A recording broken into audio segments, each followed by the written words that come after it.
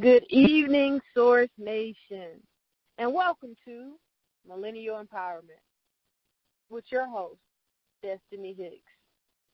Tonight I want to talk about a couple of different things, but most importantly, I think that we're going to call tonight's topic pressure. It's so much as a millennial, like we think about so much of the time, like, our brains go a mile a minute, and it goes faster than our body sometimes, and it goes faster than our opportunity sometimes, and it goes faster than where we currently are. And sometimes that puts us in a very vulnerable, lonely, uncertain place.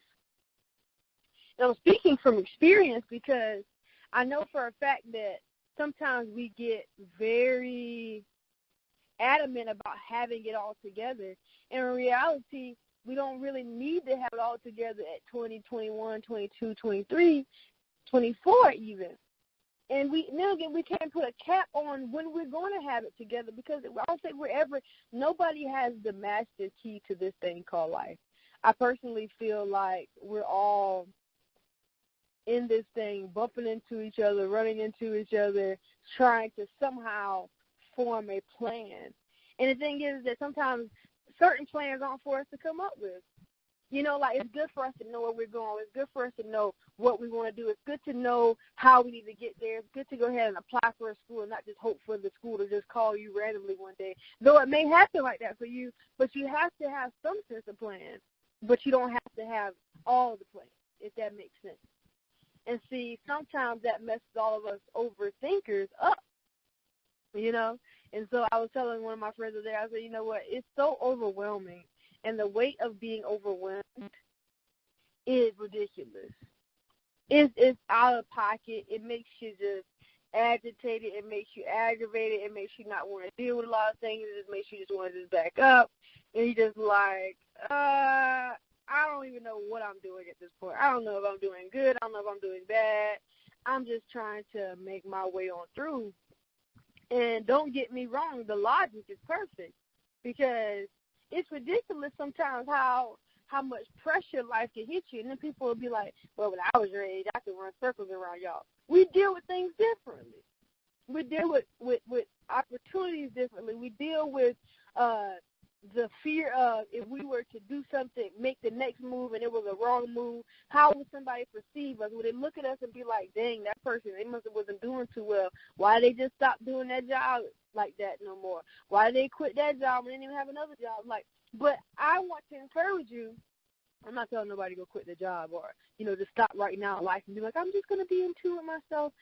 But I am asking you to do 3 things for me. The first thing is to find yourself. Because when you find yourself, then you find that balance. And then the second thing is that I want you to make sure whatever you do in life, whatever you go after, whatever you pursue, whatever you put your best foot forward in, make sure that your peace is secured in it. I'm not asking you for you to have all the puzzles together. I'm not asking for you to have life together. I'm not asking for you to have it all figured out from point A to Z. I want you to do this. I want you to secure your mental state. Because if you know yourself, your mental state is secured, then that third thing won't be as hard. That third thing is no matter how uncomfortable it is for you at times, no matter how much you really want to know the answer, I want to encourage you all to not let time scare you. Don't let time scare you as if you put a cap on when you need to do something by. Because when we don't meet that time, we tend to then fall into a space where I'm never going to get there. Don't let time make you fearful. Make that plan for 2021, you want to do this, you want to graduate school. That's logical. But don't say by 25 I want to be a millionaire, and then when you don't hit that first million at 25, you stop. Because that next year can change your whole entire life. So keep pressing. Have deadline meeting points, okay? So, boom. All right, let's break it down. So if we were to say, I want to be a millionaire by at least 30, but we're going to check in at 25, we're going to check in at 28, and then, boom, by the time we hit 30, hopefully we already got some stuff planned out and at least getting points and proving to that million. And how are you going to do it? Are you going to change the world in the process? Are you going to make somebody else's life better? What are you doing in that process that's not only setting up a tone for you? And I'm not saying that sometimes we don't have to be selfish when it comes to meeting goals. But what I am saying is that sometimes we have to really evaluate who we are, what we're about, what we're in it for. And then sometimes things begin to come together a little more when you're not just all in it for yourself. What's your team like? I had a friend the other day that called me and said, I want to run this by you real quick. I want you to know, I want to see how you feel about this, like with this business plan I got going on. We talked about it for a couple of hours. We came up with pros and cons. We talked about the downtime. We talked about the highs. We talked about the lows. We talked about all of that when it came to this business plan because we know that those things are going to happen. We know it's not going to be smooth sailing, and she knows that when it comes to trying to set a tone, your presence has got to be made known, and it has to be done in a proactive way. And so, like, regardless of things that are going wrong, what kind of face are you going to show? When you're a new CEO, a new plan that's not really falling through like you thought it would in 2 years, and you're just like, dang, like, is this what I really want to do? I don't want you to ever question what you have going on because you would have not gotten to that point to get that LLC, to get that name trademark, to build a team. Even if it's not where you want it to be in the next 2 to 3 years, you still got time to build. Don't show face as a person that drops the ball as soon as things get tight. Believe in your entrepreneurship. Believe in your dream. Believe in your purpose. Believe in your passion because your passion will take you way further than this life will. Because if you get into the motion of just doing life and not living life, oh, I'm talking to somebody. When you get into that motion of doing life but not living life, then you will be in this constant revolting time clock. Okay, I'm 22, still going to work doing this. I'm 23, ain't really doing nothing different. 26, still doing the same thing. Change the world, man. Like, this millennial thing is a whole movement, man. Like, we have so many good thoughts. Like, we could change the world if we all united as one. This life ain't easy. This life isn't nothing that's going to be handed to us. It's not no roses. It's not no daisies. But I know one thing for sure, that we got a fight in us. We got lions in us. And so I want to encourage whatever millennial is listening to this right now. I want to encourage you to believe in yourself because life will not always happen because of your believers. Life happens when you begin to believe in you. It doesn't matter if you have 5,000 people believing in you. As long as you believe in you, nothing can stop you. You're unstoppable. Because no matter whatever that BS somebody tries to hand you, whatever somebody might try to stop you and deter you, as long as you believe in you, ain't nothing can fight that. Not one thing. Y'all, I really had to get to that place. And I got a blog coming out soon. I want y'all to stay tuned because I promise you got a little nugget coming at the end of this. I have a blog coming, and it's called The Weight of Overthinking. Because I'm 22 years old, living in New Hampshire right now, trying to figure things out, trying to figure out if I want to stay, trying to figure out if I should go, trying to figure out, like, how is this going to look for me, caring about what somebody else thinks if I return, caring what somebody thinks if I stay. And so I find myself here in this state of not knowing, in this weight of overthinking things that God is telling me, hey, baby, back off. I got you here. And so I want you to know that whatever you choose to do after this, I got you. And I had to really get to that place and know that, hey, he got me. Y'all, like, I got to the point where I'm looking like at the sky like, bro, like, you told me to trust you. Now, I am trusting you, but it seems like I am running in circles. I don't know if I'm quite happy in New Hampshire to take a job and say yes. Boom. I don't know if I want to go back to South Carolina. Boom. I don't know if I want to take the job in D.C. because I'm a little scared as to how all of this will look for me and how people are going to perceive it and what they're going to say and how they're going to feel and how am I going to feel. Will my peace be there? Will I have a peace of mind? Will I have stability? What's going on? And it's like even in those places where stability was provided, hey, I'm talking to somebody. Even in those places where the stability and the finances, and I had no worries when it came to finance, stability, relocation, the feel of everything, even in those places I had to ask myself, Destiny, would you be at peace? If all of those things were taken away and you had to do that job each and every day without the amount of money that you were offered, without whatever was on the table, without all of that, if you took all of it off the table and the only thing you had was peace, could you find it there?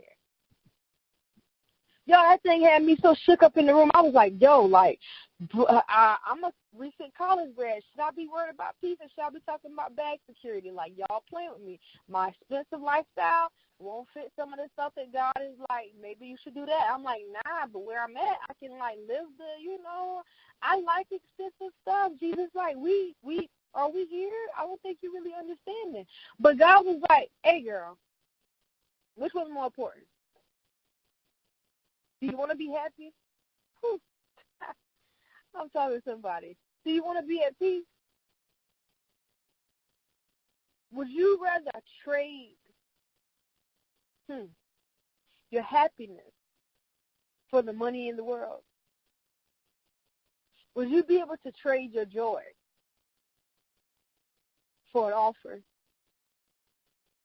Would you be able to trade your peace, your sanity, your well-being for an offer? And, y'all, it, like, really took me to a place, and I'm being bluntly honest tonight on this particular talk because I feel like as millennials, we need that type of reality and relatable moments because we can look at people on social media and think because it looks like they're living their best life that they're actually living life and not doing life. Sometimes we get caught in the routine, like I said earlier, in doing life, and doing life looks good on us, but on the inside we're rotting away. And our peace can't be found, and our joy can't be found, and happiness can't be found. But we're doing life. Are we quite enjoying it? No, we're just doing life. And so I had to take that step back. And, I thank God for revelation because, y'all, I was like, boom. I said, you know what? When it comes to a diamond, I know y'all I heard this story before. When it comes to a diamond, before it can get to its perfect imperfection state, before it can get that shine, before you can see it a mile away before it even gets to you, before it gets to that state, pressure has to take place. The process is tight.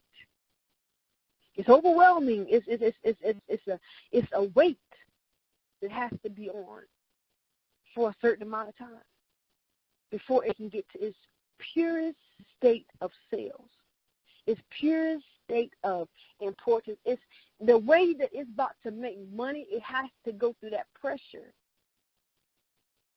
And, like, I'm not even trying to talk about, like, when I say make money, make that money, boo. Do what you got to do. But one thing I want you to know, I know if you like me, you like nice things, okay? That's nothing wrong with that.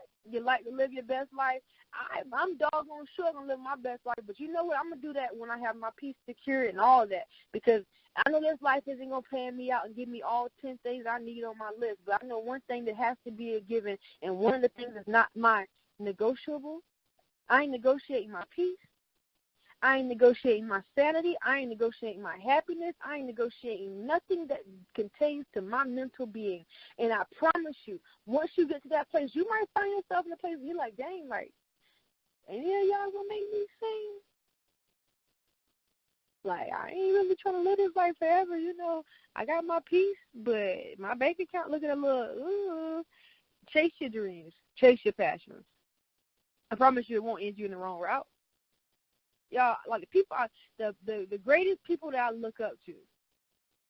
I mean, the Jim Clyburns, the Auntie Maxines, the Rosa Parks, the Harriet Tubman, the Madam C.J. Walker, Sojourner Truth, like the Malcolm X's, the Martin Luther Kings,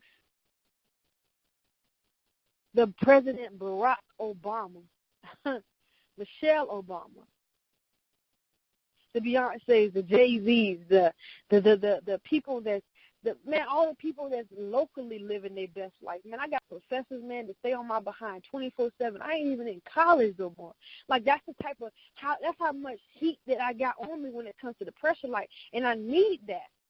So if you got people that you can mentor, you can groom, you can press you, man, like, my mom stay on me 24/7, and that's a good thing, because if I didn't have that pressure, like I was saying, my professors, my parents, like, the person that I'm with, like, if you're with somebody that's not challenging you and pushing you to that next moment and like, babe, regardless of what you got going on, I know whatever you're going to do, you're going to be great. I don't want you to put too much pressure on yourself. Ask yourself this quick question: are you happy?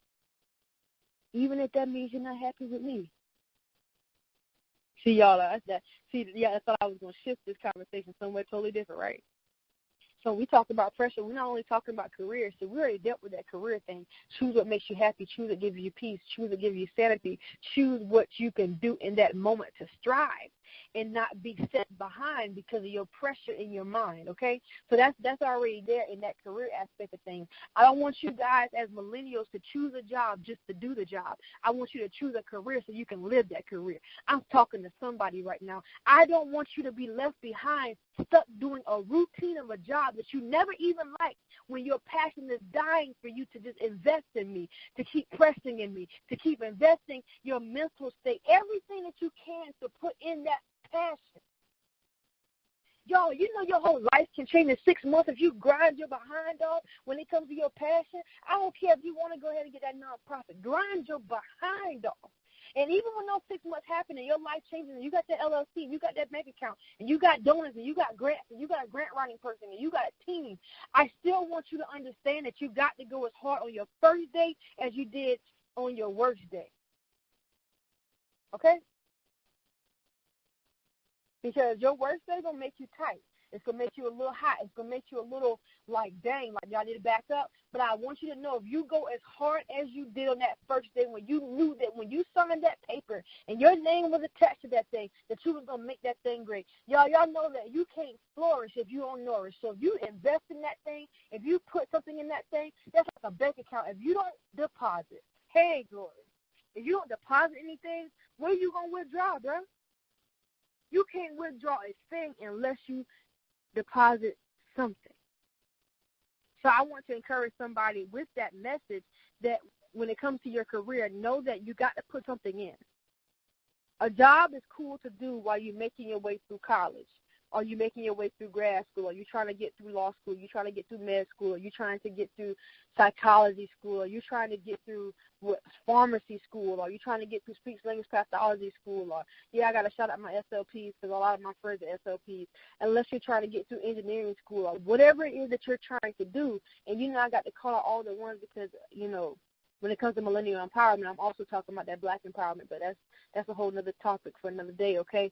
So, like, when I say strive, baby, I mean strive to the top. Strive to your best ability, because, y'all, I work in a place that, when it comes to minority, it's not even possible. It's not even a thing. But because of the grace, you know what I'm saying, the opportunity that was set before me, I had to come because I had to open up a door for not only just me, for somebody coming after me. Even if this job isn't for me, when it comes to, like, if I wake up every morning and if everything that they offered me was off the table, would I still want to get up and do it? Ask yourself that question. And I had to ask myself that question. Haven't still made my decision yet. I know y'all still waiting. I know we talked about this last time. Still haven't made my decision yet. I'm still waiting. I'm still asking for confirmation. I know I didn't ask God about 12 times. He gave my answer. But, y'all, I'm like, you sure that's what you want me to do? You sure you want me to do that? So I'm still waiting, and I'm not making any – I'm not telling anybody tonight what my answer is for New Hampshire. But I do want you to know, whatever decision comes out of this, I would have enjoyed the experience. I would have learned something different. I would have tasted a new dish. I would have experienced a new culture. I would experience what it was like to be a minority in a real tight 97% white state, but it's also a blue state. Never lived in a blue state before, so I will enjoy. I would have enjoyed. I cannot say one thing bad about the experience as far as how it shaped a lot of perceptions for me. But one thing I have to make sure is on the table. When everything else is away, when all the money is all away, when all the gifts and gabs are away, when nothing else they can offer me is on the table. If I can see peace still there, y'all know my answer is yes. If I can see happiness, contentment, joy, love, compassion, my passion, if I can see all of that there once everything is gone, my answer would be yes. If I can't, my answer has to be no, regardless of what any of that looks like to anybody else, regardless of how anybody else feels about my decision. You don't have to live my life. And some of us, we have to tell our opposition that. Shoot, sometimes you got to tell your people that, your family, the people that you thought was rooting for you. You got to tell them that you don't have to live this life for me. You ain't got to do my job for me, because if you did, then you could have it. But because it's my position and it's my time right now, I get to choose what that looks like for me. And maybe that wasn't it. Don't you tell me what I can do and what I can't. Don't you tell me how I can move and how I can't. Because this thing has to be a me thing. And if I can't believe in the vision, if I can't see the vision, then I got to go ahead and take a step back. So when I talk about that, we're talking about the career thing. I know I got real deep just now, but I had to really take y'all there and paint that picture. Because what I'm talking about tonight is very real and very relevant.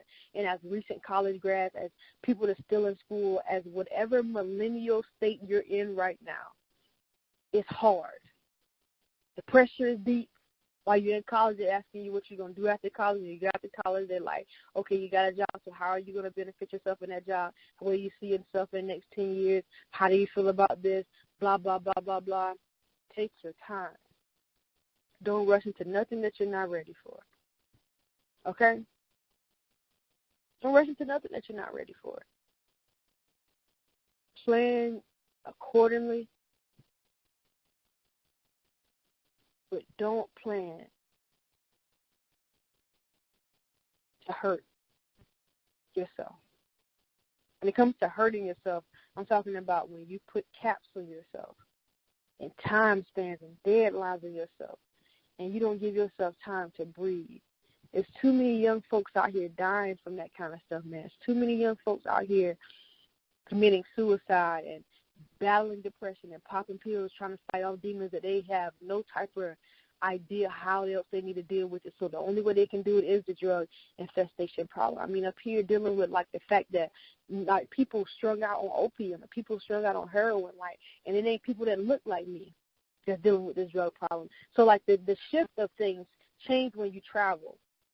And when you visit different things, you see how, okay, like, dang, like, back home, somebody would have been popping Xannies and it would look like me. But, like, because I'm up here and things are different and the people, the population is different, and I'm, like, 2 hours away from Canada, where, that kind of plays a part when it comes to this drug infestation problem, when it comes to opium and heroin use and all that stuff.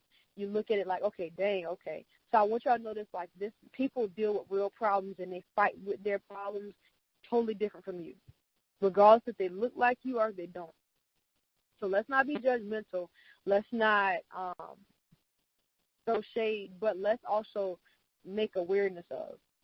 So I don't want you to think that you can skip a state and all your problems go away, because people got problems here and there, okay? People got problems in New Hampshire just as much as they do down south. They got problems in New York just as much as they do down south. They got problems in California even, okay? So I don't want you to think that the skipping state or anything like that is going to solve any issue. But wherever you are, make awareness a goal. Advocacy, a goal. Because, like, y'all, like, it made me want to actually be like one of these opium advocates and being like, bro, like, that's not the right choice. Like, they got people up here overdosing, going home to overdosing, bro. Like, stuff is real and dying. Like, not just overdosing and it's not a thing. People are overdosing from pain. And some of them just like that feeling of okayness. Like, when those people feel like they're high, then they feel like that sense of peace and contentment. And that's the problem. I feel like I noticed that when I watched a lot of documentaries and I watched a lot of people that fight with drug substance use issues. So it's kind of like, you know, when I look at it and I think about it, it's like, dang, like, yo, people real life hurting out here. And it's not an easy fight for many people because they don't have people to talk to. They don't have people to listen to them. They don't have people that's going to be like, hey, it's going to be okay. I'm holding your hand. So, like, I strive when I talk about peace, security. I'm not just saying that because, you know, I'm living in this happy world. I'm just like, you know, it would be nice if you would have peace. No, I recognize people hurt. If you ever look at a drug addict's eye, it's something that led them to that point. They got veterans that do drugs. Issues that they were fighting while they were in battle, that now they have to come back to switch to the civilian life, and now they have to deal with these things. And sometimes that draws them to drinking, or that draws them to substance abuse. You know, and so it's like a different thing when it comes to that. And as college students, it's like, you know, trying to find that peace of mind, trying to find that balance. They sometimes go to drugs. And then, you know, like we got people that's living everyday life that just can't be happy. And so, like, that high gets them in a relaxed state. I want to encourage everybody on this line tonight that you don't have drugs and alcohol and anything that's costing you peace because it seems to bring you peace. I want you to know there's other ways that you can handle that. And it's a lot of help out there in the world. I mean, they got, if you need personal help, let me know. I got friends that's going to school for psychology, that's trying to be psychologists. Like, I got friends at SLP. I got friends as teachers. I got all my, let's talk about, I'm going to brag on my team real quick. My whole team is full of world changers. Like, I know for a fact that, like, each and every one of them are going to bring about a difference in somebody's life. So I want to encourage each and every one of you. And I know I also talk about relationships, but somehow God got me on this issue because I feel like a lot of millennials struggle with drug use also because they're trying to find that contentment place. So I know I'm running out of time, but I want you guys to do this one thing for me. Believe in you. That's it. I know y'all was like, oh, she going to be real deep. Why are you going to be real deep, Destiny? You know you about to close and make us mad because you're not going to finish. All I'm saying is believe in you. Y'all know why I said it. If you didn't listen to the beginning, then now I'm encouraging you to listen to the beginning of this podcast. I love you all. Next week, same time with Millennial Empowerment, and I hope to get some feedback, some comments. Y'all let me know what y'all want me to talk about. If you want to be on the show, we can have dialogue. We can do that as well. But you can find me at Facebook at Destine Hicks. You can find me on Twitter at Destiny Janae. You can find me on Instagram at Destiny Janae. You can find me on Snapchat, Destiny Janae. You can also look at my blog post on www.theweeblyimitationblog.com, as well as checking out my latest blog coming out soon. We're going to shoot for maybe tonight, maybe Saturday. Y'all will find out. Stay tuned for next week. Be up. Stay up. Be blessed.